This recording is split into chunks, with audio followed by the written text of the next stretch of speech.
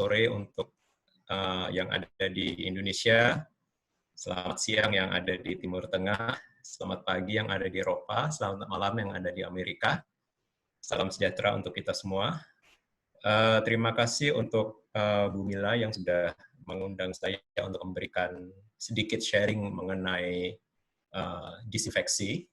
Saya pikir ini topik yang sangat penting, terutama ketika pandemi atau wabah tengah melanda, ya.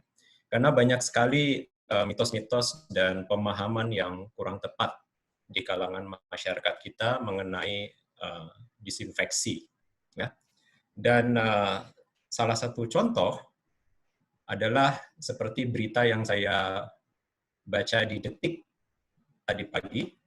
Ini terjadi di Iran, tapi tidak menutup kemungkinan bisa terjadi di Indonesia juga, di mana 480 orang tewas karena mereka melakukan disinfeksi dengan cara yang keliru. Ya, jadi alkohol ini bukan dipakai untuk hand sanitizer, tidak dipakai untuk mensterilkan meja atau furniture, tapi diminum. Jadi ini adalah salah satu pemahaman yang keliru mengenai disinfeksi, ya. Jadi ketika pandemi terjadi, memang reaksi orang adalah reaksi panik, ya. Dalam kondisi panik, mereka melakukan apa saja yang mereka pikir mampu untuk mematikan virus, ya. Dan dalam kondisi seperti ini, tentu banyak sekali orang-orang yang termakan hoax, orang-orang yang mengikuti apa saja yang beredar melalui WhatsApp, melalui media sosial, tanpa menggunakan pemikiran kritis, ya. Jadi ini salah satu yang terjadi di Iran, dan inilah sebab kenapa sesi online sharing ini diadakan, supaya kita mengerti bagaimana melakukan disinfeksi secara tepat dan secara rasional, ya. Jadi proses disinfeksi ini adalah proses yang sebenarnya cukup mudah dan cukup efektif untuk menghambat penyebaran virus corona, ya. Dan semua orang bisa melakukannya. Semua orang, ya, tidak peduli tingkat pendidikan mereka, semua orang bisa melakukan proses disinfeksi selama mereka tahu bagaimana melakukannya dengan tepat, ya. Karena apa? Karena virus itu dari segi sains sebenarnya tidak bisa digolongkan sebagai makhluk hidup.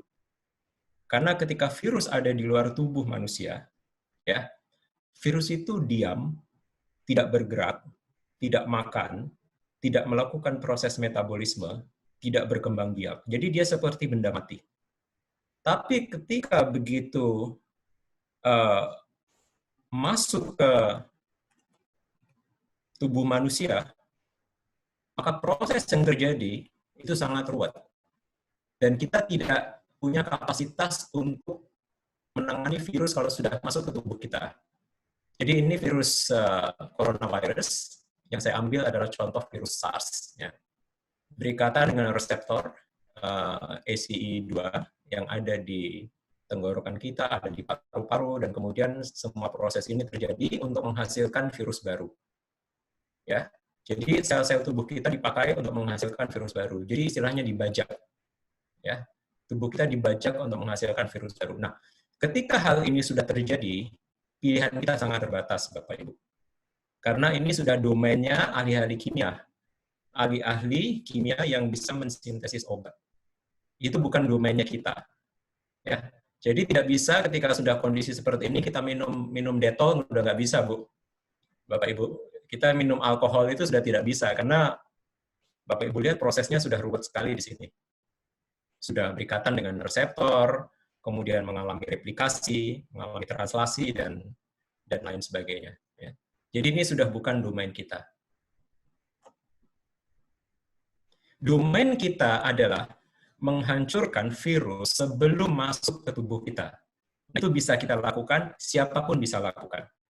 Dewasa, anak-anak, remaja, orang tua, orang muda, siapapun bisa melakukannya, ya.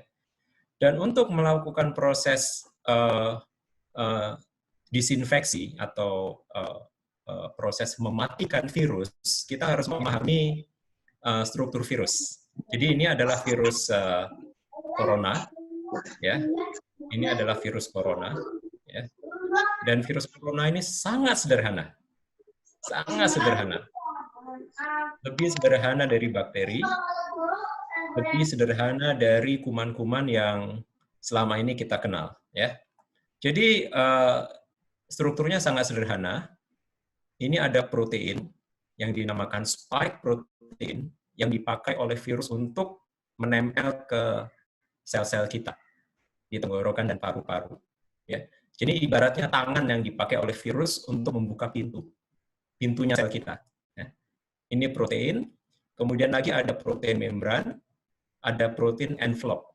Ya, jadi ada bungkusnya ini yang kita sebut sebagai envelope, dan ada protein di dalam yang namanya nucleocapsid protein yang membungkus RNA. Ya. Dan kemudian ada juga lapisan lemak.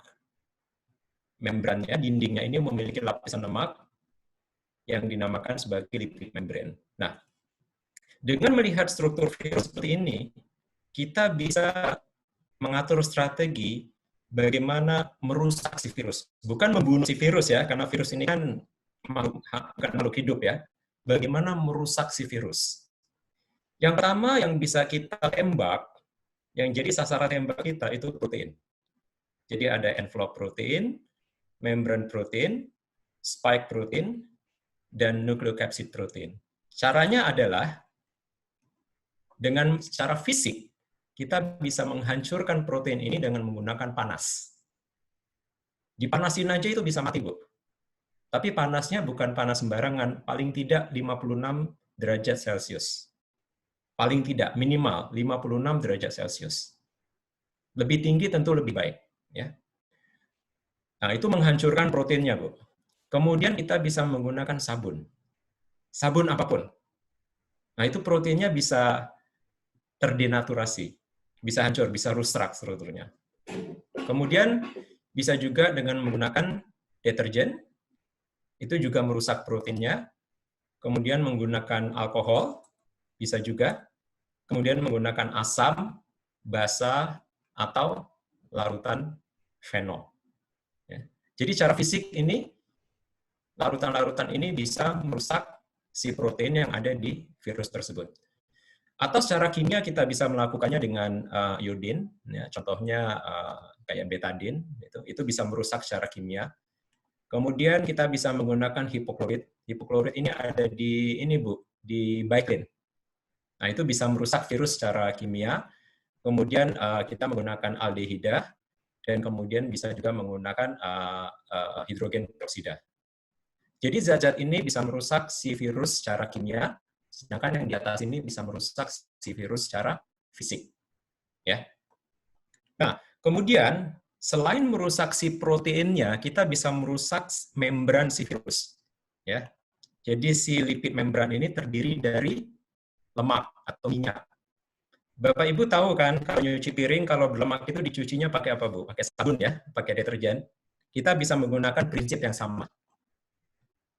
Secara fisik, kita bisa merusak si virus ini, dinding sel virus ini dengan menggunakan sabun, atau deterjen, atau alkohol, ya 70% ke atas, senyawa-senyawa biguanidines, kemudian senyawa-senyawa amonium kuartener, atau menggunakan fenol.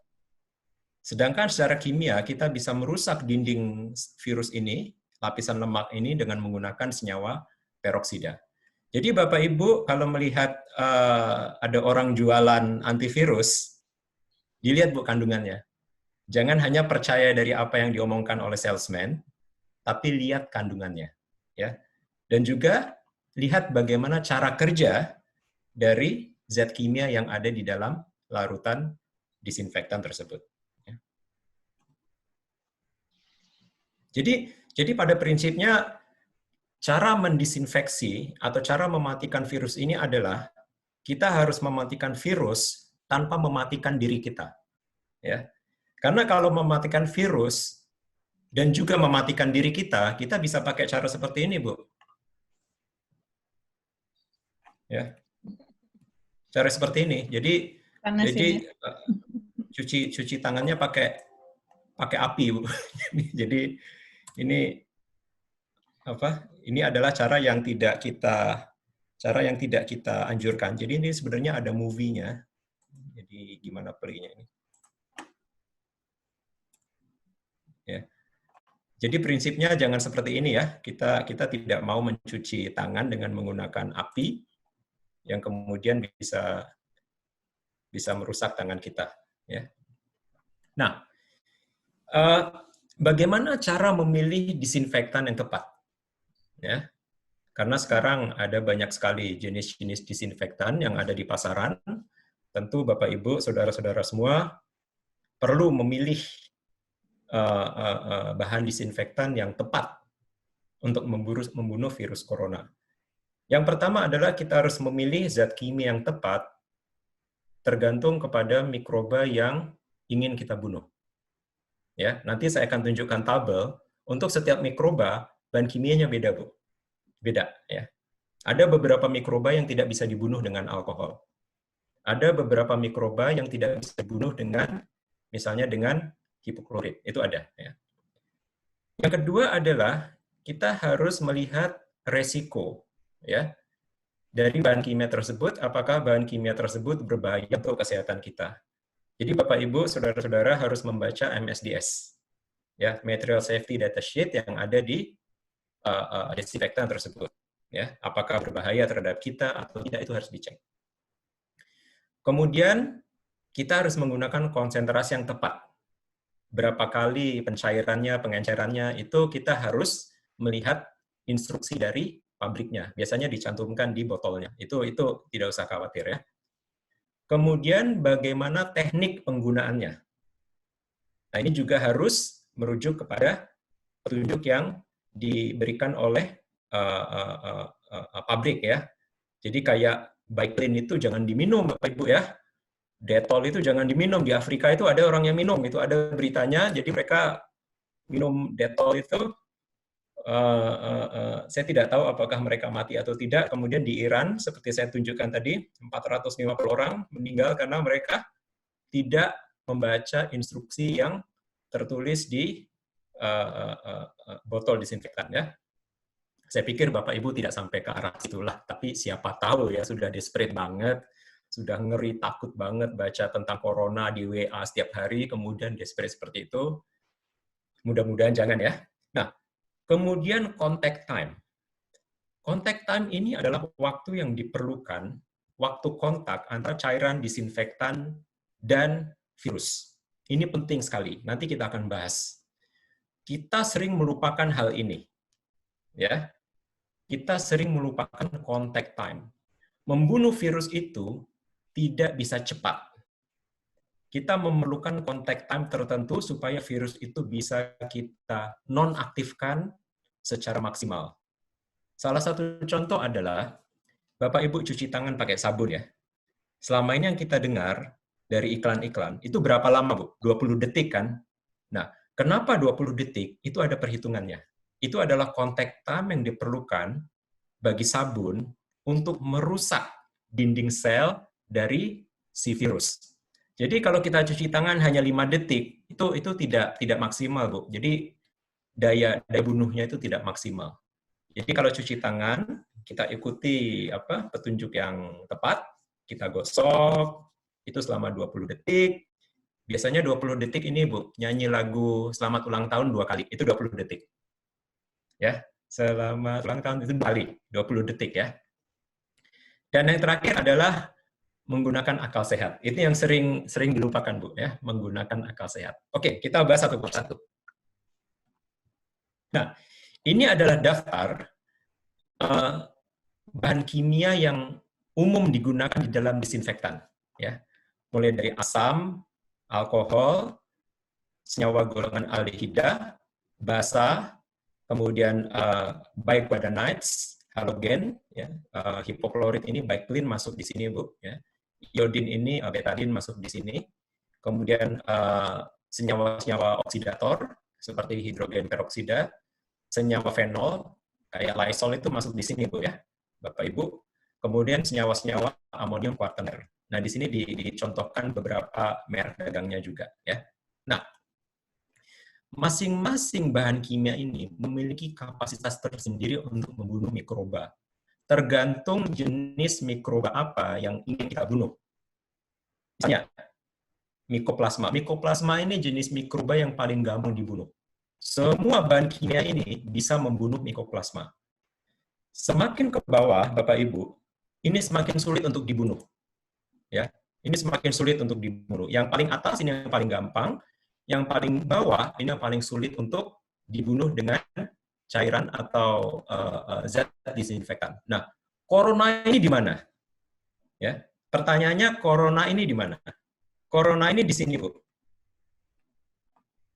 Ya, corona ini adalah jenis virus yang memiliki amplop atau envelope, memiliki bungkus. Nah, bungkusnya itu adalah lapisan lemak. Ya, Bapak Ibu masih ingat kan? Saya tunjukkan tadi gambar virus corona. Nah, jadi virus corona dan virus-virus flu yang lain yang bukan corona itu masuk ke dalam golongan virus yang memiliki amplop atau envelope. Ya, jadi posisinya di situ, Bu. Nah, dari sini kita bisa melihat disinfektan apa saja yang efektif untuk virus corona. Ya, asam efektif, alkohol efektif, aldehida sangat efektif, 2+ Bu ya di sini ya. Basa efektif. Nah, bicarbonate agak kurang efektivitasnya. Ya. Jadi kalau nanti ada yang nawarin Bapak Ibu disinfektan dengan bahan seperti ini, Bapak Ibu bisa pertimbangkan untuk tidak menggunakannya karena efektivitasnya kurang. Biclin dan sejenisnya, betadine sejenisnya cukup efektif, hidrogen peroksida sejenisnya cukup efektif, senyawa fenol agak kurang, Bu. Nah, ini banyak orang yang tidak tahu. Seperti di Lysol, ya, itu agak kurang efektif. Ya, kecuali kalau konsentrasinya sangat tinggi. Itu mungkin efektif, tapi dalam konsentrasi yang biasa dipakai itu agak kurang. Senyawa kuartener, amonium, ini juga agak kurang, Bapak Ibu. Ya. Nah, dari hasil survei di pasaran, ya sudah saya lihat-lihat di pasaran, empat senyawa ini yang paling banyak ditawarkan oleh supplier, ya. Jadi alkohol, kemudian senyawa golongan halogen, ya, dan disinfektan golongan fenol dan quaternary amonium. Empat ini yang kebanyakan ditawarkan oleh supplier dengan berbagai macam merek, ya.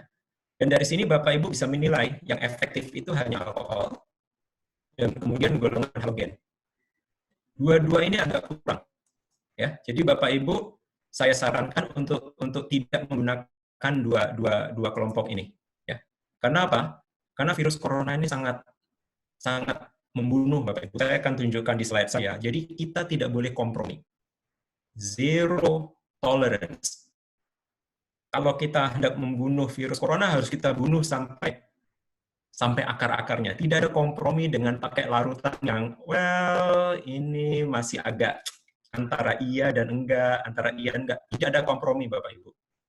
Ya, harus kita bunuh sampai 0.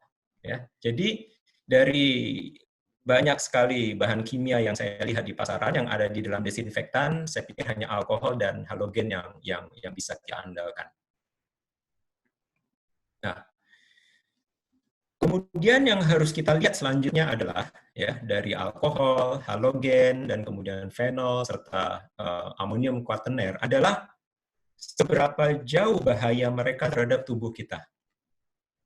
Itu harus kita lihat juga, ya. Jadi apa kelebihannya, apa kekurangannya, juga kita harus lihat secara teliti. Alkohol fast acting, Bu, cepat sekali, ya. Artinya alkohol itu kalau kita taruh di tangan hand sanitizer, ya, kita gosok-gosok itu 20 detik, 10 detik, 20 detik itu virus sudah rusak, sudah mati, ya.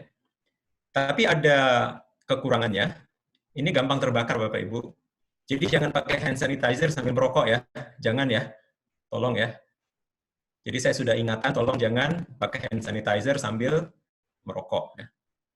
Kemudian senyawa halogen, hipoklorit, ya, ini kaporit, kemudian backlin, Clorox, dan sejenisnya. Broad spectrum. Jadi cukup banyak kuman yang bisa mati oleh senyawa golongan hipoklorit. Short contact time, jadi contact time-nya cukup rendah dan murah. Ya. Tapi kerugiannya adalah, kekurangannya adalah, ini korosif Bapak Ibu.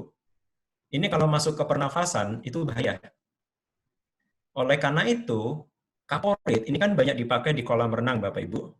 Oleh karena itu biasanya orang yang berenang, atlet renang, itu dapat asma. 25% atlet renang profesional, itu mereka dapat asma. Mereka menderita asma. Ini dikenal sebagai swimmer's asthma. Ya. Dan ini juga karena mereka terlalu lama ada di kolam renang yang mengandung kaporit. Jadi kaporit yang menguap itu, yang klorin yang menguap itu masuk ke dalam paru-paru mereka, dan itu bersifat korosif. Ya. Jadi ini ada efek sampingnya juga. Ya. Kemudian senyawa iodin, ya, iodium, ini juga korosif. Dan juga kalau kita pakai, itu bisa ada nodanya nanti di baju kita dan juga di permukaan barang-barang yang terkena iodin. Ya. Kemudian jangan dicampur dengan dua-duanya ini, tolong jangan dicampur dengan senyawa golongan kuaterner amonium, Bu. Ya, jangan dicampur. Ya, karena nanti kalau dicampur akan menghasilkan senyawa lain yang justru lebih berbahaya untuk kita. Ya, jadi ini adalah peringatan yang saya sampaikan ke saudara-saudara semua. Tolong jangan dicampur senyawa golongan halogen dan amonium kuaterner. Jangan dicampur. Ya. Fenol non korosif, ya, tapi menyebabkan iritasi kulit dan mata. Dan kemudian untuk golongan amonium kuaterner tidak menyebabkan iritasi, cukup stabil di suhu ruang, tetapi kekurangannya adalah untuk virus corona, senyawa-senyawa golongan amonium kuaterner ini tidak efektif. Ya. Baik. Nah, ini yang sangat penting Bapak Ibu. Ya. Ini yang sangat penting, yaitu contact time, ya. Waktu kontak. Ya. Jadi waktu kontak yang diperlukan antara larutan disinfektan dan kuman itu tidak bisa sembarangan. Ya. Tergantung apa yang kita inginkan. Kita ingin melakukan disinfeksi atau kita ingin melakukan sanitasi. Beda, Bu. Yang dimaksud dengan disinfeksi adalah kita menghilangkan semua kuman kecuali spora. Spora ini tidak bisa dihilangkan dengan cairan kimia. Spora ini hanya bisa dihilangkan dengan autoklaf. Suhu tinggi 121 derajat Celcius dan tekanan tinggi 2 atm. Ya. Tapi selain itu, bakteri, virus bisa kita hilangkan dengan larutan disinfeksi, dan yang dimaksud dengan disinfeksi adalah total elimination. Dihapuskan secara total. Ya. Sedangkan sanitization, ya, adalah proses untuk mengurangi jumlah mikroba sampai ke tahap yang kita anggap aman. Ya. Oleh karena itu kalau Bapak Ibu baca, misalnya Bapak Ibu sering pakai obat kumur, ya, obat kumur, atau sering cuci tangan dengan menggunakan sabun tertentu, di situ ditulis menghilangkan kuman sebanyak 99,9%. Jadi itu bukan disinfeksi, Bu. Itu hanya sanitization. Hanya mengurangi jumlah mikroba. Ya. Karena apa? Karena untuk disinfeksi, kita membutuhkan contact time yang cukup lama. Saya kasih contoh, satu tabel yang saya dapatkan dari Universitas Colorado. Ya. Ini adalah praktek yang mereka lakukan untuk melakukan disinfeksi di dalam lab. Lipovirus ini adalah virus-virus yang memiliki dinding sel terdiri dari lemak.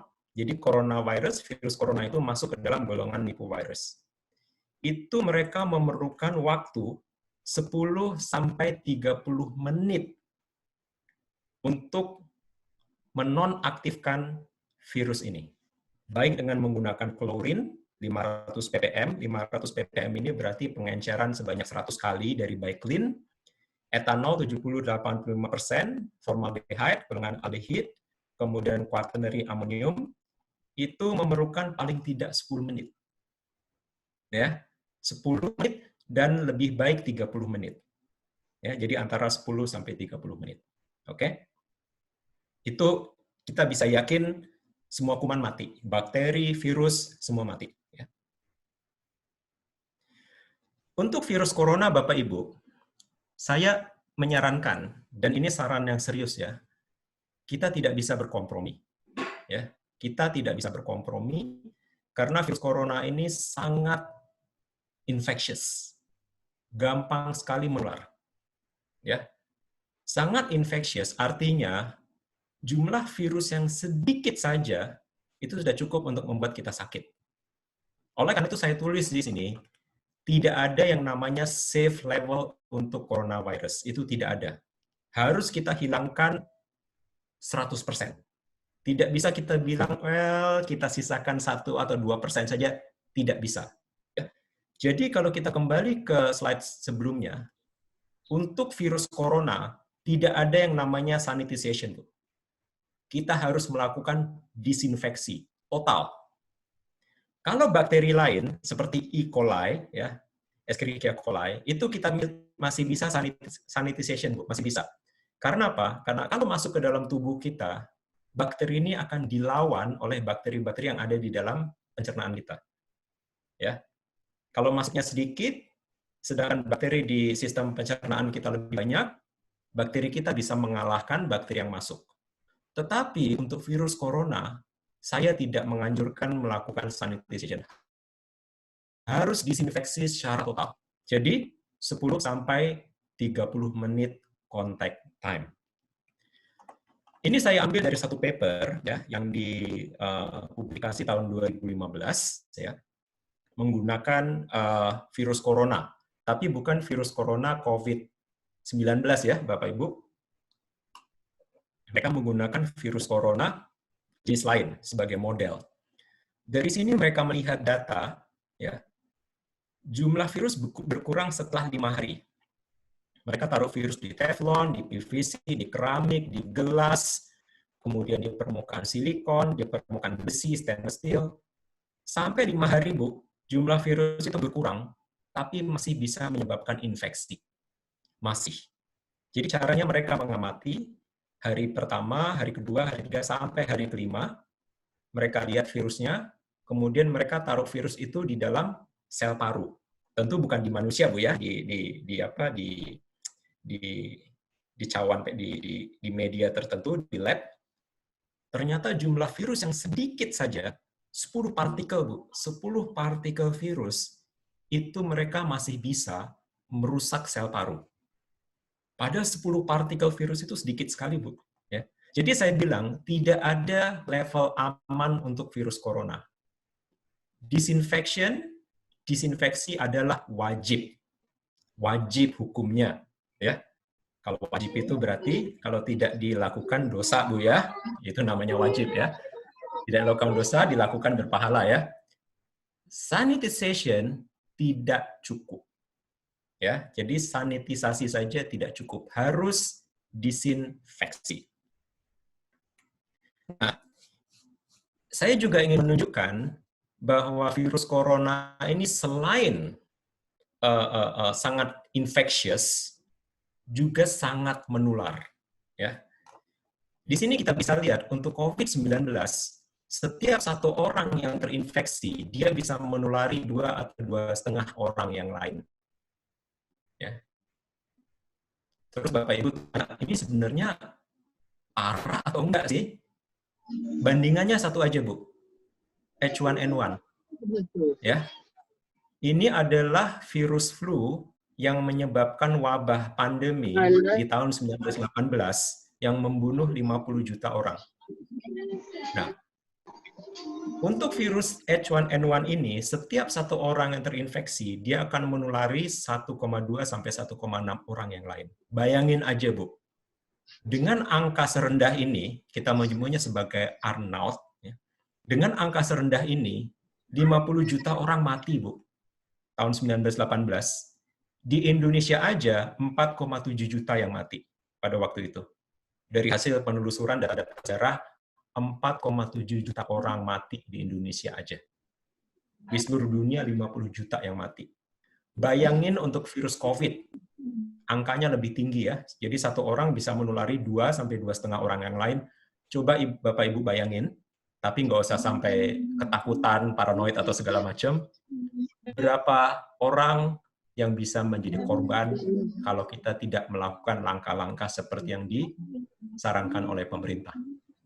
Jadi COVID-19 itu lebih menular dibanding Spanish flu, Bapak Ibu. Jadi saya pikir ini yang harus kita perhatikan ketika kita melakukan proses disinfeksi. Ya. Oke, jadi Bapak Ibu sampai di sini saya pikir atau saya harapkan sudah memiliki pemahaman yang dasar, ya, pemahaman yang cukup jelas mengenai apa itu disinfeksi dan kenapa disinfeksi itu perlu. Dan kenapa disinfeksi itu harus dilakukan dengan bahan kimia yang betul dan contact time yang betul. Sekarang kita melakukan studi kasus ya, Bapak Ibu. Ini sedang booming di Indonesia. Saya yakin Bapak Ibu pernah lihat alat seperti ini ya. Ini saya ambil dari Vietnam. Mereka menyebutnya sebagai bilik disinfeksi, ya, atau disinfectant chamber. Kebanyakan di Indonesia sebagai disinfektannya mereka pakai hipoklorit, karena ini bahan yang murah meriah, Bapak Ibu. Kita bisa beli di warung, kita bisa beli di supermarket, dan biasanya dipakai adalah 500 ppm. Kemudian contact time-nya, kita masuk ke dalam bilik ini, dan kemudian kita berada di bilik ini selama 20 detik. Ada yang pakai lagu, ada yang harus muter-muter, segala macam, ya. Itu 20 detik. Metodenya adalah metode semprot, ya. Jadi disemprot di baju kita dan disemprot di badan kita. Dan baju kita itu berpori-pori, Bapak Ibu, ya. Jadi bukan seperti kayu atau seperti plastik, jadi berpori-pori. Nah, berdasarkan apa yang sudah saya jelaskan tadi, kira-kira menurut Bapak Ibu, menurut saudara-saudara semua, cara ini efektif atau tidak untuk menghilangkan virus corona? Tidak. Jadi ada yang jawab tidak. Tidak. Tidak. Karena apa? Karena dari istilahnya sendiri, ini sudah tidak betul. Mereka menyebutnya disinfektan. Sementara yang kita bahas tadi, disinfektan itu berarti apa? Pemusnahan 100%, Bapak Ibu. Dan itu diperlukan contact time yang 10 atau 30 menit. Ini hanya 20 detik. Ya, ini hanya 20 detik. Jadi Bapak Ibu sudah bisa memperkirakan apakah ini cukup efektif untuk membunuh virus corona. Dan kemudian Bapak Ibu perhatikan di sini sifat materialnya. Baju kita Bapak Ibu, kita kan di negara tropis ya, itu kan katun. Ya, tidak ada yang pakai baju dari plastik atau pakai jaket di negara tropis ya. Jadi itu katun itu memiliki pori-pori. Nah, virus itu bisa masuk ke pori-pori. Prinsipnya, kalau bahannya berpori, konsentrasi hipoklorit atau konsentrasi disinfektan yang kita pakai itu harus lebih tinggi. Jadi 500 ppm tidak cukup, kita harus menggunakan 5000 ppm. Jadi pengenceran dari BioClean itu 10 kali. Karena virus itu nanti ada di dalam pori-pori, Bapak Ibu, ya. Jadi kita harus menggunakan konsentrasi hipoklorit lebih tinggi, dan Bapak Ibu bisa bayangkan konsentrasi hipoklorit yang terlalu tinggi kalau masuk ke pernapasan dan masuk ke mata, apa yang akan terjadi? Saya pikir Bapak Ibu sudah tahu apa yang akan terjadi. Bapak Ibu lihat sendiri di sini, mata dan hidungnya hanya ditutup dengan kain seperti ini. Dan kain seperti ini memiliki kemungkinan untuk menyerap hipoklorit dan kemudian masuk ke mata, masuk ke tenggorokan, masuk ke pernapasan, dan kemudian masuk ke paru. Ya, jadi jangan sampai virus coronanya kita nggak dapatnya asma. Ya. Atau infeksi saluran pernafasan atas karena penggunaan disinfektan yang tidak tepat, yang tidak efektif. Ya. Dan apalagi hanya 20 detik. Virusnya nggak mati, coronanya dapat, asmanya dapat. Apes itu Bapak Ibu ya. Nah, ini studi kasus yang pertama. Studi kasus yang kedua, ini juga sedang ramai Bu di Indonesia. Jadi mereka tidak menggunakan bahan kimia, mereka menggunakan sinar UV. Ya. Mereka menggunakan sinar UV dengan panjang gelombang 207 sampai 222 nanometer, hanya 10 detik. Hanya 10 detik. Jadi Bapak Ibu masuk, disinarin 10 detik, dan menurut mereka ini bisa membunuh virus. Ya. Kalau menurut Bapak Ibu, cara ini seperti ini efektif atau tidak? Saya kasih tahu aja, dari paper tahun 2015 yang saya baca, untuk membunuh virus corona, kita memerlukan sinar UV, betul sinar UV, tapi waktu yang diperlukan adalah 6 menit. Dan jarak virus dari sumber cahaya itu 3 cm. Itu 6 menit, Bapak Ibu. Jadi ini hanya 10 detik dengan sinar UV dan jarak dari lampu ini ke orang tersebut mungkin 1 meter atau 50 cm. Ya, Bapak Ibu, saya serahkan ke Bapak Ibu untuk menganalisanya secara kritis. Baik, Bapak Ibu, sampai di sini kuliah saya, dan sebagai penutup, stay safe, ya, stay healthy, jaga kesehatan, tapi yang penting Bu, Bapak Ibu, stay sane, tetap waras, tetap jaga kewarasan kita di saat wabah seperti ini. Jangan kehilangan akal sehat kita. Betul. Disuruh makan ini kita ikut, disuruh makan itu kita ikut. Kemarin ada yang bilang empon-empon, ada yang bilang jambu biji, ada yang bilang ganja. Hari ini ada yang bilang apa, jeruk nipis diminum sama kulitnya. Besok mungkin ada yang bilang durian dimakan sama kulitnya. Sampai kita melupakan 4 sehat 5 sempurna. Karena kebanyakan makan daun-daun itu termasuk daun pintu kita makan, tapi kita lupa untuk memperkuat kekebalan tubuh, kita harus makan 4 sehat 5 sempurna. Jadi ini stay sane, tetap waras, jaga akal sehat kita, insya Allah wabah ini akan berlalu. Demikian dari saya, terima kasih. Assalamualaikum warahmatullahi wabarakatuh. Waalaikumsalam warahmatullahi wabarakatuh. Saya kembalikan ke Bu Mila. Baik, terima kasih banyak Pak Bimo untuk presentasinya. Sangat mencerahkan Bapak Ibu, saya baca di chatnya teman-teman juga. Alhamdulillah semua tercerahkan, merasa happy dengan apa yang disampaikan. Mungkin kita mulai dengan tanya jawab. Saya bisa tanya, Bu? Ya, silahkan nama Pak. Oh ya, saya Christian dari FKM UI K3 ya. Iya, silahkan Pak Christian. Ya, saya kerja di perusahaan makanan dan minuman. Ini menarik Pak untuk disinfektan chamber. Jadi kami memang terus terang termakan ini Pak. Jadi karena banyak chamber-chamber, jadi kita ngikut gitu Pak. Jadinya ini terus terang aja. Terus kemudian kita pakai Dettol Pak. 0,25 ppm. 10 detik. Itu berarti kalau dilihat dari, berarti Dettol itu masuk yang mana? Itu yang pertama. Dettol itu berarti efektif atau tidak? Masuk yang mana dan harusnya berapa detik? Dan apakah itu aman ke ke manusianya? Itu yang pertama. Terus kemudian yang kedua, berarti kalau seperti itu, untuk disinfektan chamber harusnya itu yang aman untuk manusia dengan kontak time yang pas, itunya harusnya seperti apa, Pak? Itu yang nomor 2. Terus yang nomor 3, kan sebenarnya kami ini kan untuk mengatasi hal ini. Jadi sebenarnya oke, social distancing, tapi karyawan kami itu kan ada yang pakai public transportation, Pak. Dan kita nggak bisa menggaransi di public transportation itu social distancing-nya bagus atau enggak. Sebenarnya itu aja sih. Jadi begitu dia masuk ke dalam perusahaan, setidaknya kalau misalkan ada droplet-droplet atau virus yang ada di bajunya, itu bisa dimatikan. Cuma itu aja sih. Jadi cuma untuk mematikan virus-virus yang menempel di baju-bajunya atau di rambutnya atau di kulitnya yang terekspos saja. Sebenarnya itu. Terus kemudian dia bisa masuk ke pabrik. Apakah itu salah, Pak? Kalau misalkan nggak ada chamber pun berarti kan dia ke pabrik dengan membawa, berarti nggak ada disinfektan apapun gitu loh. Itu aja sih. Terima kasih, Oke. Pak. Terima kasih Pak atas pertanyaannya. Ya, yang pertama mengenai Dettol, apakah efektif atau tidak? Setahu saya Dettol ini ada banyak jenis Pak. Dia ada yang pakai alkohol, kemudian ada yang pakai fenol. Nah, jadi Saya nanti Bapak Dettol yang lihat. antiseptik, Pak. Yang ingredient name-nya propanol, terpineol, castor oil. Oh, itu alkohol Pak. Itu alkohol. Alkohol. Jadi kalau Bapak lihat di sini, alkohol itu sebenarnya efektif untuk membunuh virus corona. Ya. Tapi sekarang masalahnya adalah contact time, Pak. Ya.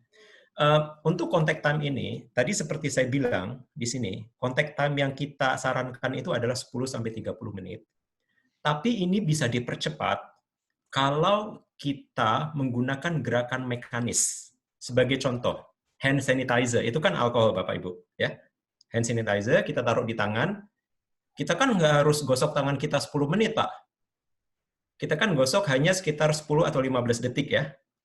Nah, kita bisa mengurangkan contact time kalau kita menggunakan gerakan mekanis. Jadi, kalau Bapak Ibu tetap ingin menggunakan disinfection chamber yang berbasis alkohol, orangnya itu harus kita gosok, Bapak Ibu.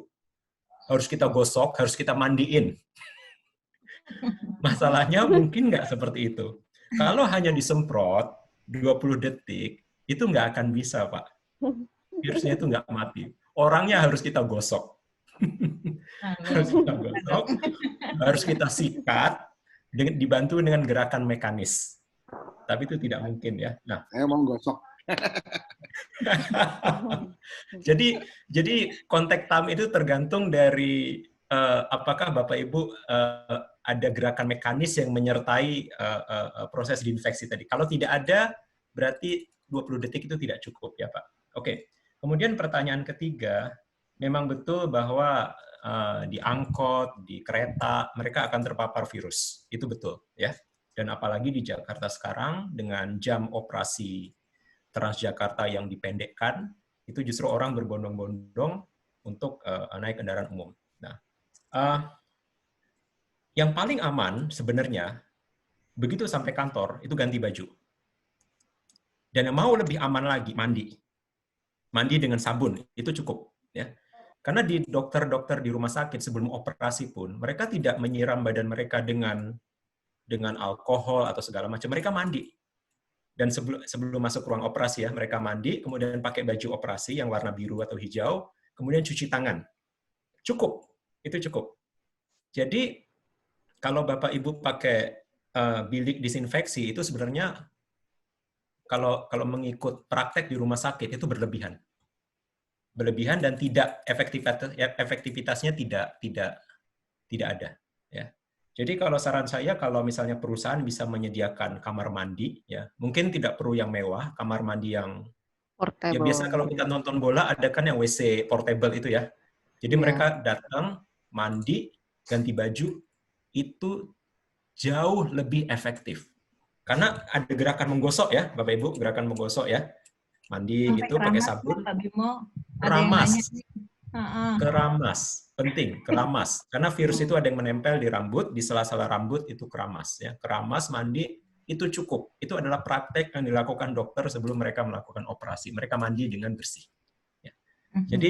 Jadi tidak perlu lagi beli bahan kimia yang aneh-aneh, nanti malah dapatnya asma, masuk ke pernapasan. Cukup sediakan sabun dan sampo. Karyawan kita wangi, karyawan kita bersih, dan bebas dari virus. Oke. Siap. Terima kasih banyak Pak Bimo.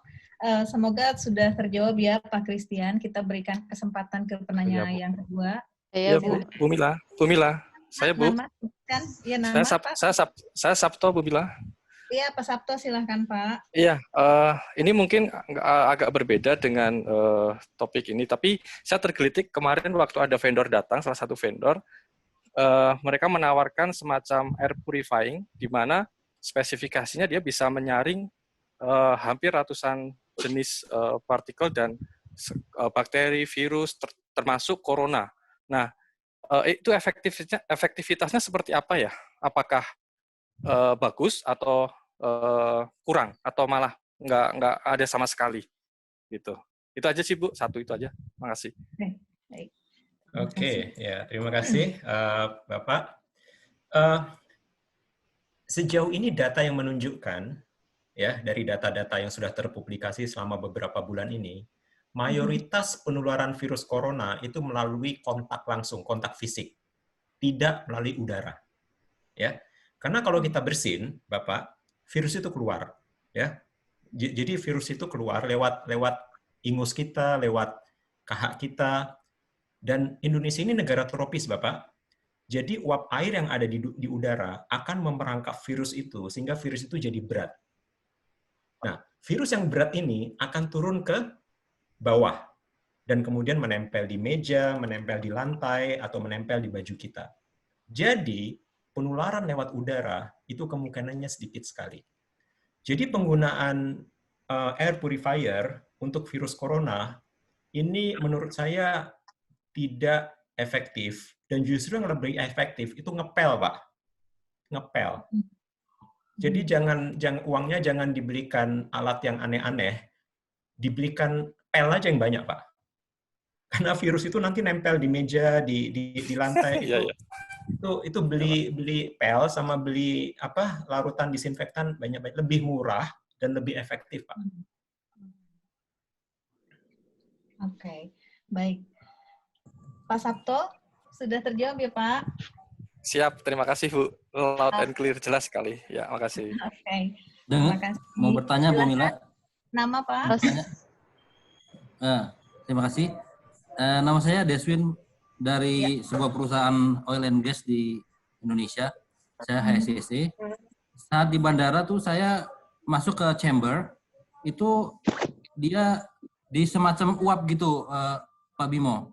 Saya bukan kayak dew atau embun, tapi dia seperti asap. Nah, itu apa, Pak Bimo? Terima kasih. Saya terus terang tidak tahu asapnya apa. Mungkin Bapak harus karena begini Pak, itu sesuatu yang masuk ke tubuh kita kan lewat pernafasan segala macam. Yang saya tidak tahu apakah alat yang dia pakai itu sudah mendapat izin dari Kementerian Kesehatan. Karena sekarang banyak sekali bilik disinfeksi seperti itu yang tidak ada izin Kementerian Kesehatan, padahal bahan kimianya masuk ke tubuh kita. Jadi kalau saya jadi Bapak, saya akan tanya, ini apa? Sejauh ini saya tidak tahu apa yang dia pakai. Ya.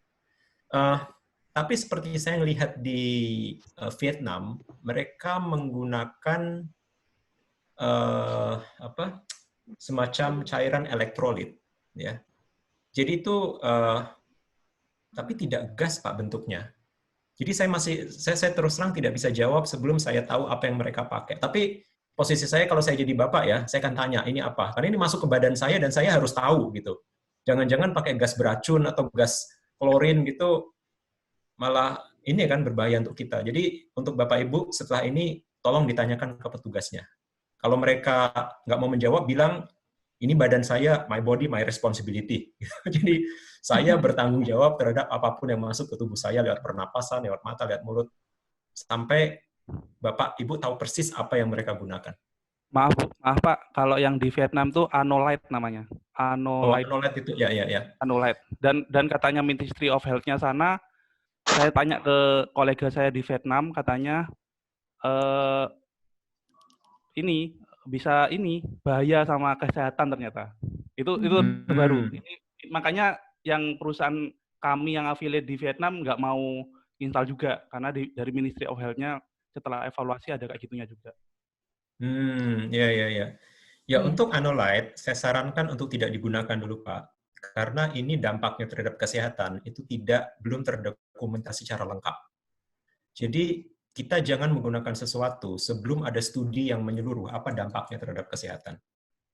Kalau mandi pakai sabun itu jelas efeknya ke kesehatan tidak ada, malah kita semakin sehat, wangi, dan bersih. Tapi pakai Anolite ini, menurut saya pikir keputusan perusahaan Bapak sangat tepat, sangat prudent ya untuk menjaga kesehatan dan keselamatan karyawan. Jadi laporannya juga masih simpang siur, tidak ada publikasinya apakah Anolite ini safe atau tidak. Jadi menurut saya kita hindari saja. Oke, baik. Halo. Mbak Indah, next silahkan. Iya, makasih Bu Mila. Pak Bimo, makasih banyak nih, mencerahkan banget. Soalnya juga kemarin kita juga sempat ada struggling masalah disinfektan chamber ini juga. Dan alhamdulillah sudah teratasi ya dengan informasi ini. Nah, selain itu kita juga pengen tanya nih Pak Bimo, untuk masalah pengepakan makanan, kan kita... Mbak, ntar dulu Mbak, aku lagi ikut ini kuliah online. Lokasi offshore. Nah, di offshore ini kan kita ada makanan yang harus diantar kan. Nah, itu gimana cara kita menjamin bahwa packingannya, atau mungkin box chillernya, atau mungkin yang dry goods by karton gitu, itu aman gitu dari virus. Karena beberapa manajemen setempat itu agak, terus terang tanda kutip, lebay, jadi semua disemprot-semprot. Nah, beberapa kita lihat itu karton, kan kartonnya itu kan berpori ya, dia merembes takutnya. Nah, kita takutnya bahan makanan yang di sana itu terkontaminasi juga gitu. Nah, itu mohon pencerahannya Pak Bimo. Terima kasih. Oke. Bu, untuk karton, itu cara sterilisasinya jangan disemprot, Bu. Tapi pakai sinar UV. Nah, pakai sinar UV, itu beberapa jam, atau kalau mau dipastikan mati semua kumannya, itu satu hari, Bu. Jadi 12 jam, mulai dari malam sampai pagi. Jangan disemprot. Ya kayak Ibu bilang tadi, merembes. Jadi iya, ya karena ini UV. memang inisiatif lokasi masing-masing, Pak. Ya, pakai UV, Bu. Jadi untuk bahan yang menyerap air, itu disarankan pakai UV. Dan jangan ada manusia di dalam ya, karena sinar UV itu bisa merusak sel-sel kita. Jadi saya sarankan pakai sinar UV, Bu. Dan sinar UV ini juga dipakai di rumah sakit untuk mensterilkan kamar pasien. Setelah pasiennya keluar, sementara menunggu pasien baru masuk, mereka menggunakan sinar UV untuk sterilisasi ruangan. Jadi bisa dipakai untuk sterilisasi karton. Itu jadi 12 jam ya, Pak ya? Saya sarankan untuk pastinya itu 12 jam. Jadi setengah hari ya, mulai dari malam sampai pagi.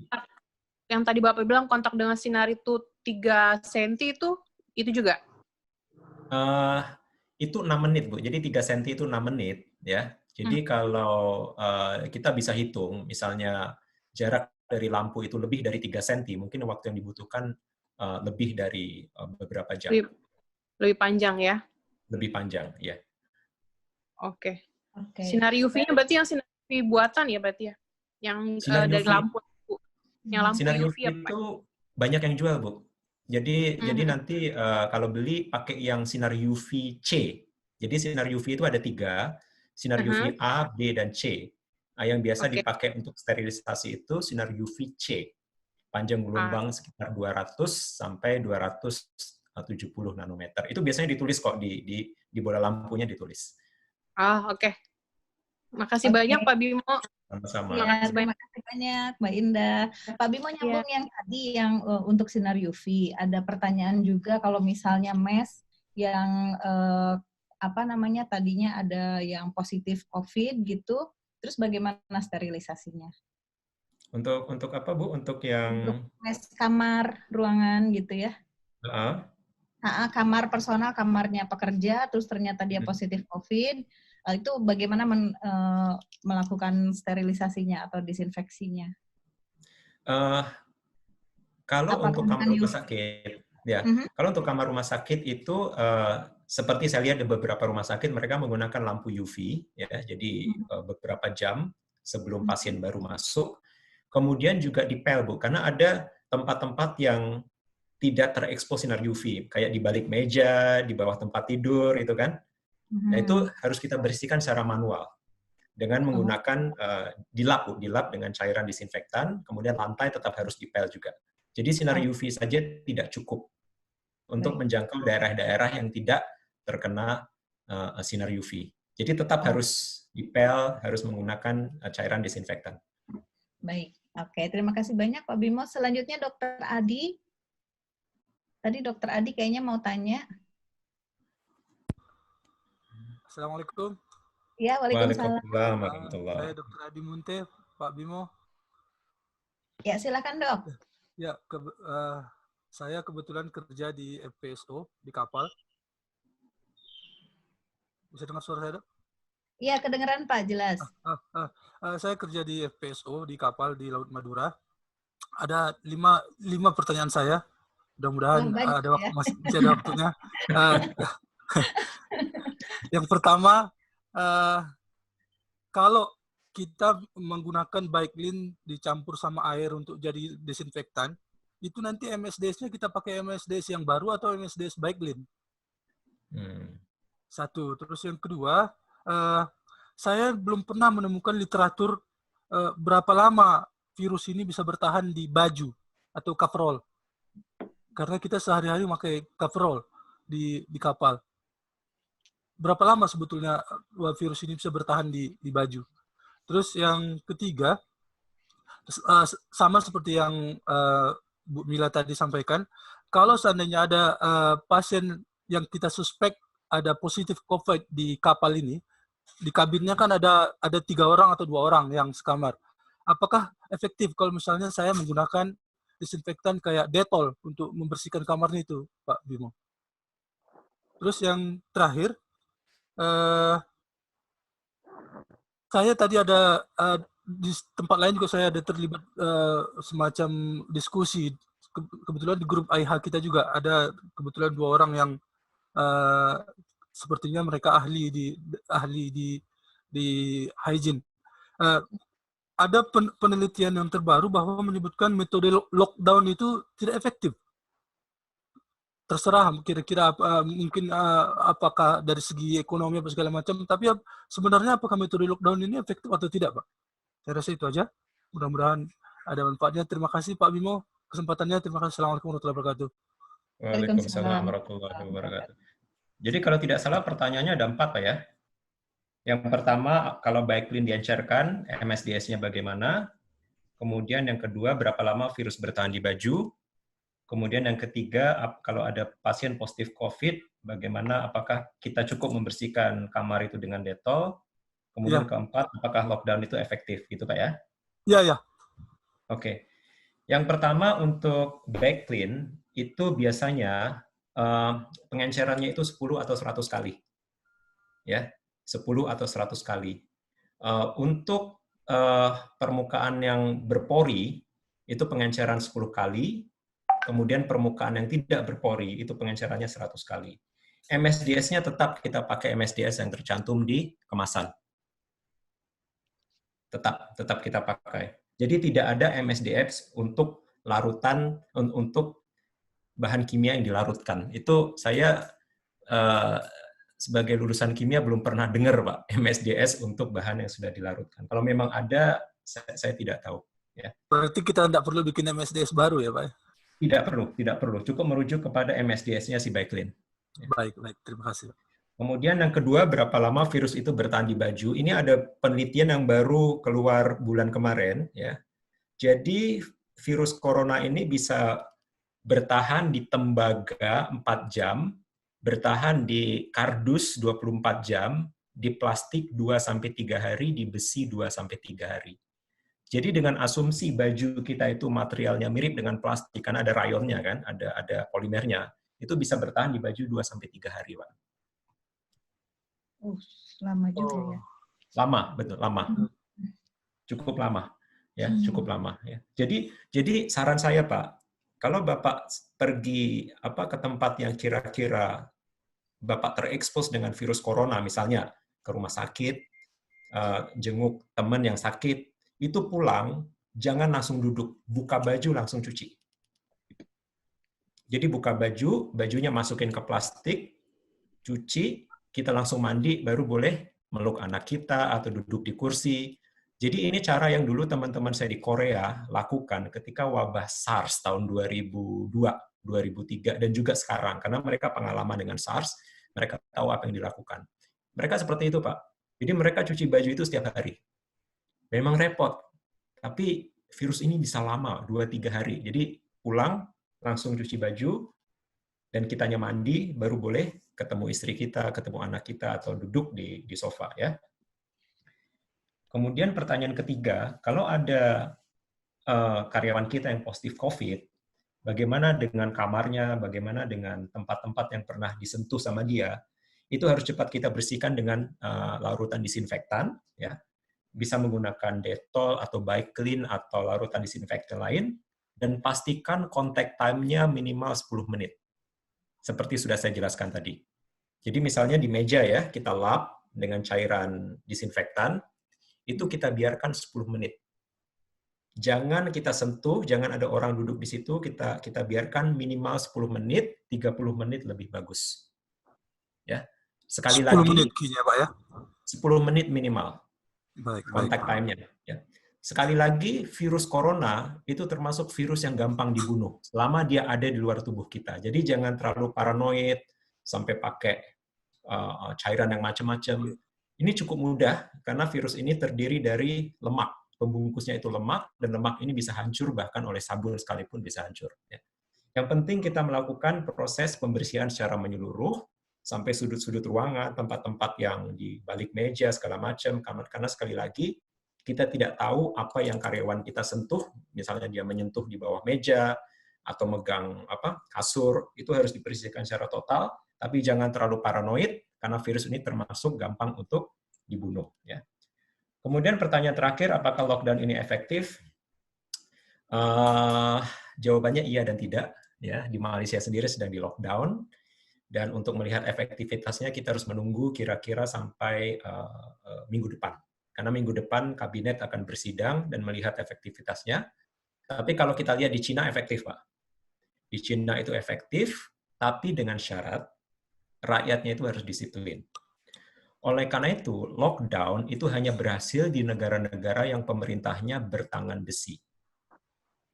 Sedangkan lockdown yang dilakukan di Italia itu gagal karena pemerintahnya terlalu demokratis dan rakyatnya, Anda tahu sendiri orang Italia, mereka suka hangout, mereka suka kegiatan sosial, peluk sana, cipika-cipiki, suka dansa, dan kasusnya sampai sekarang tidak turun. Jadi apakah berhasil atau tidak sangat tergantung kembali lagi ke budaya kita. Di Indonesia sendiri gimana? Saya kembalikan ke Bapak Ibu untuk menjawabnya. Apakah rakyat kita cukup disiplin dan apakah pemerintah kita cukup untuk melakukan tindakan tangan besi? Kalau tidak, lockdown percuma, Pak. Ekonominya stop, macet, tapi penyakit tidak bisa dihentikan.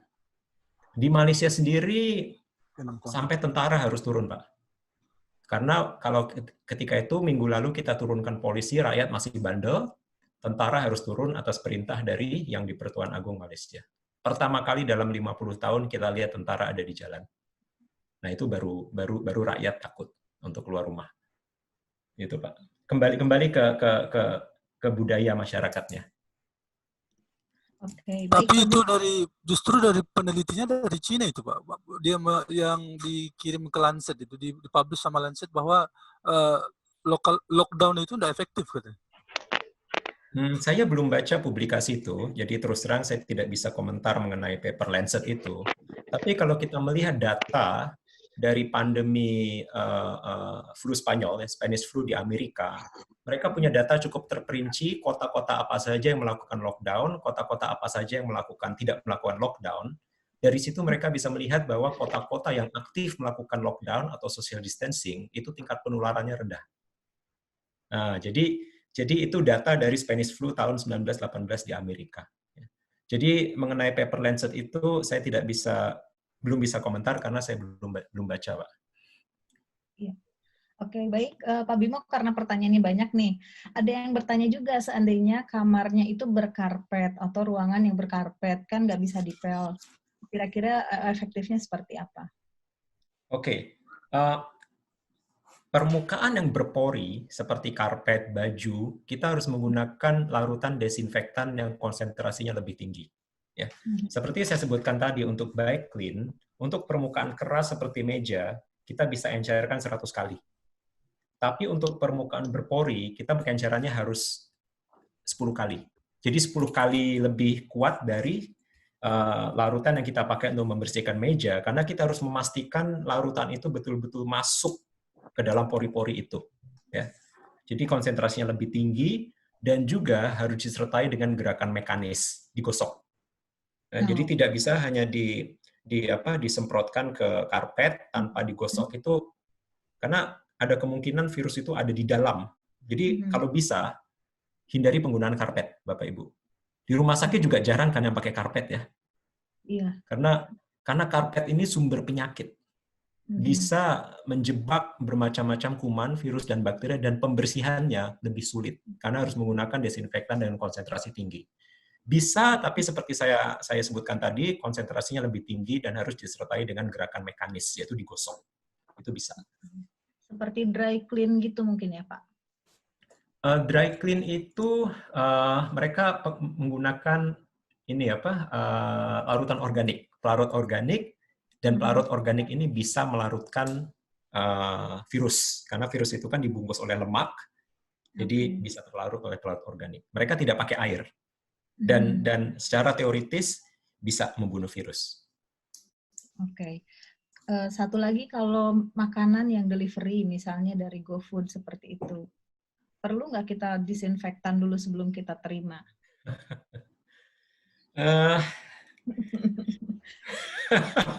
Sejauh ini saya enggak.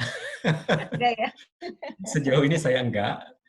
Tapi begitu saya ambil, ya saya cuci tangan. Gitu ya. Saya cuci tangan, dan saya sejauh mungkin saya tidak menyentuh. Di sini ada contactless delivery. Jadi mereka sampai ke rumah kita, mereka tinggalin kotaknya di depan rumah kita gitu. Ada. Kalau saya tidak, Pak, ditinggalin gitu, nanti saya buka pintu udah hilang, Pak. Kebetulan di Malaysia tidak ada yang ngambil.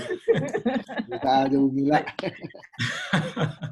Saya agak sulit menyarankan apakah harus kita disinfeksi, tapi kalau misalnya kemasannya tidak tembus larut, ya Bapak Ibu bisa pakai wipes itu ya, yang pembersih tisu basah yang mengandung alkohol, itu bisa kalau Bapak Ibu takut ya. Tapi saya sendiri tidak. Saya sendiri sejauh ini masih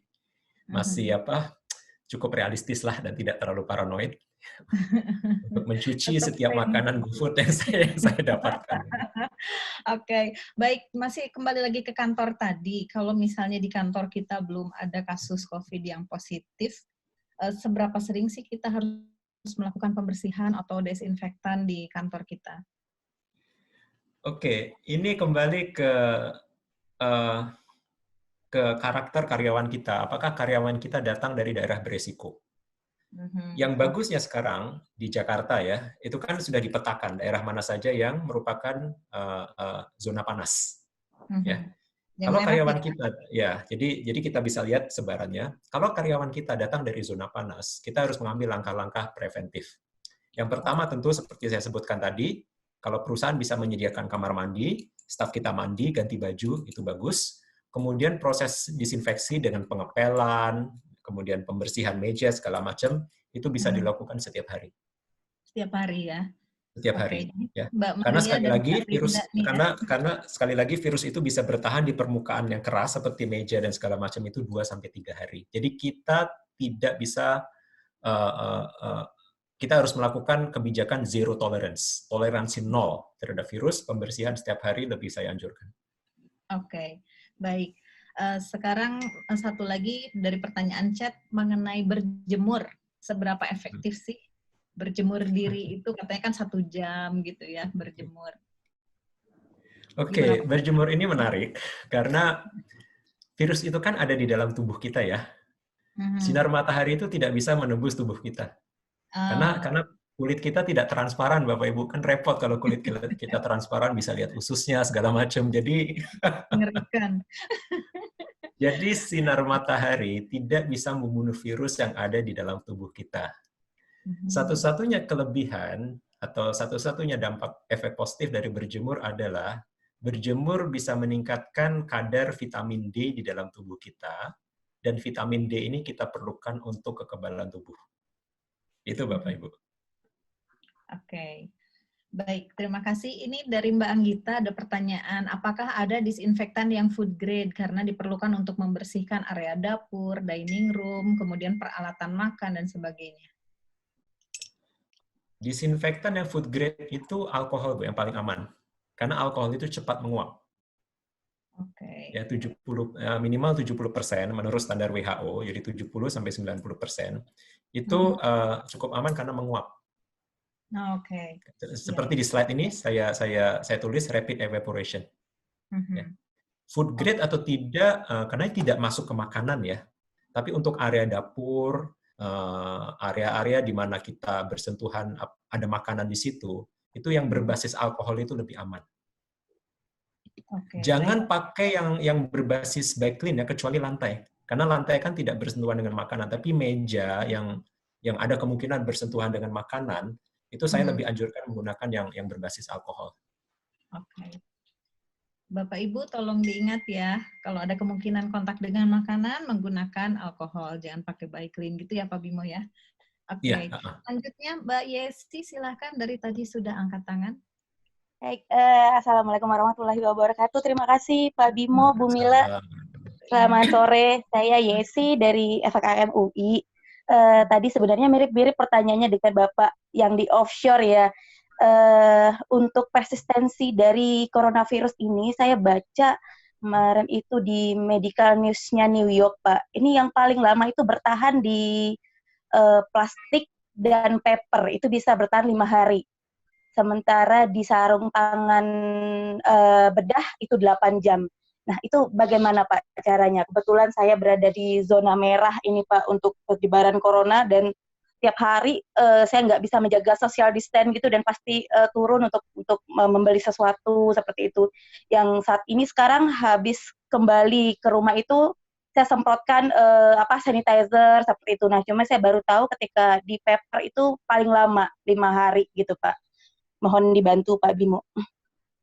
Ya, jadi untuk virus yang melekat di baju, cara paling aman itu adalah begitu sampai rumah harus langsung masuk mesin cuci. Itu yang paling aman. Masuk mesin cuci, pakai deterjen, itu mati. Virus-virus langsung menjadi inaktif. Itu cara yang paling aman. Jangan pulang, buka baju, kemudian bajunya digantung untuk besok, untuk lusa, jangan.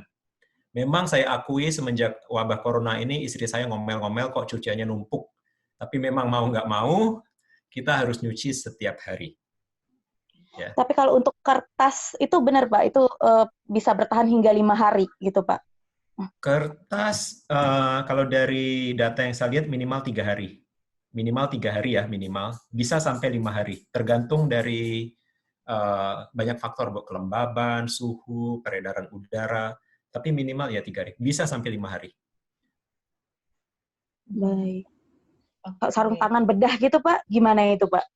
Untuk apakah pakai desinfektan juga atau gimana Pak? Kalau sarung tangan bedah, iya Bu. Karena sarung tangan bedah itu kan sekarang bahannya silikon ya. Beberapa masih karet, tapi sebagian besar silikon. Untuk silikon itu yang agak spesial dari virus corona ini, dia nggak bisa bertahan lama. Hanya beberapa jam. Ya, seperti saya tunjukkan di sini, silikon rubber itu tidak bertahan lama. Apa yang terjadi saya harus kaji lagi, tapi tetap harus kita bersihkan dengan disinfektan. Oleh karena itu saran saya Bapak Ibu, kalau Bapak Ibu sering pakai hand sanitizer, kalau ada sarung tangan karet atau sarung tangan silikon itu lebih baik supaya alkohol itu tidak merusak kulit Bapak Ibu, karena nanti jadi kering ya, jadi kasar ya. Lebih baik menggunakan sarung tangan silikon gitu ya Pak ya? Silikon lebih baik, karena silikon itu lebih tahan terhadap larut organik. Baik. Baik Pak Bimo. Terima kasih Pak Bimo pencerahannya. Bu Mila, terima kasih Bu. Ya, sama-sama, terima kasih Mbak Yesi. Baik, sepertinya semua pertanyaan sudah terjawab. Ada yang tanya si Mama Lime. Untuk sabun cuci piring itu kan termasuk kategori sabun ya Pak Bimo ya? Berarti bisa dipakai buat cuci tangan juga ya? Bisa. Itu bisa. Yang penting sabun. Dan kalau itu bisa melarutkan lemak di piring, berarti bisa melarutkan virus juga. Karena virus itu seperti kita tahu, bungkusnya itu terdiri dari lapisan lemak. Oke. Ya. Terima kasih banyak Pak Bimo atas presentasinya, atas pencerahannya. Mohon maaf nih lagi libur digangguin ya. Semoga Oh, nggak nggak apa-apa, saya juga nggak ada kerjaan ini di lockdown ini juga nggak tahu lama-lama bosen juga. Berarti bisa sering-sering dong. Sering-sering, nah. Sering-sering, Bu. Sering-sering ya. Masalah paling besar itu kebosanan loh kalau lockdown itu. Karena kita biasa keluar ke mall. Betul. Sekarang keluar ketemu tentara, dipelototin, ya kita nggak mau cari masalah kan, ya udah. Kebosanan gitu. Jadi kita pikir, wah sama istri kan bisa lama, sama anak kita saya pikir, wah so beautiful. Tapi lama-lama kok bosan juga. Soalnya Pak Bimo biasa lihat mahasiswi. Ya nggak gitu juga. Oke, alhamdulillah karena waktunya juga sudah habis Bapak Ibu semua, kita ucapkan banyak terima kasih kepada Pak Bimo. Terima kasih juga Bu Mila, terima kasih Bapak Ibu. Stay safe, stay healthy, jaga kesehatan. Ya, dan percayalah semua ini akan berakhir, tergantung dari partisipasi kita, kedisiplinan kita, insya Allah semua ini akan berlalu. Amin, ya Rabbal Alamin. Semoga cepat berlalu ya, secepat-cepatnya ya. Baik, Bapak Ibu, jadi mulai sekarang dilarang tanya-tanya lagi tentang chamber di grup ya. Udah dijawab. Iya, kalau gitu saya juga ingin mengucapkan banyak terima kasih kepada Bapak Ibu yang sudah meluangkan waktunya bergabung di acara kita ini. Semoga kita semua sehat selalu. Amin. Yang Pak Bimo tadi sampaikan bahwa kita harus stay safe, stay healthy, stay sane. Kemudian mohon maaf apabila ada kekurangan dalam penyelenggaraan online course ini. Saya harap Pak Bimo nanti bisa share untuk PPT-nya ya Pak ya. Insya Allah, nanti saya kasih ke Bu Mila, ya nanti biar di-share ke kawan-kawan semua. Baik, via WhatsApp aja Pak, biar lebih gampang nanti. Bisa. Ya, oke. Kalau gitu pertemuan hari ini kita tutup. Alhamdulillah sangat bermanfaat. Semoga Allah Subhanahu wa Ta'ala meridhoi kita semua, meridhoi Pak Bimo yang sudah share informasinya. Jadi ladang pahala ya Pak. Amin. Baik, insya Allah. Terima kasih semuanya. Assalamualaikum warahmatullahi wabarakatuh. Waalaikumsalam warahmatullahi wabarakatuh. Terima kasih Pak Bimo, Bu Mila. Terima kasih semua. Terima kasih Pak Bimo, terima kasih Bu Mila. Jaga kesehatan ya. Terima kasih Pak. Terima kasih semuanya. Terima kasih sama-sama. Alhamdulillah Pak Bimo.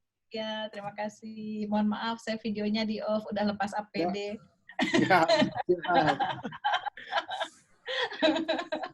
Iya. Terima kasih semuanya. Terima kasih Bu Mila.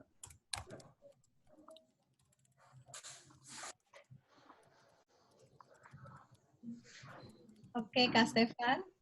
Halo. Kak Stefan masih di sana kah? Masih Bu, masih. Ya, Kak Stefan tadi masuk ya? Ya. Gimana? Recording mungkin bisa di off recordingnya. Oh iya.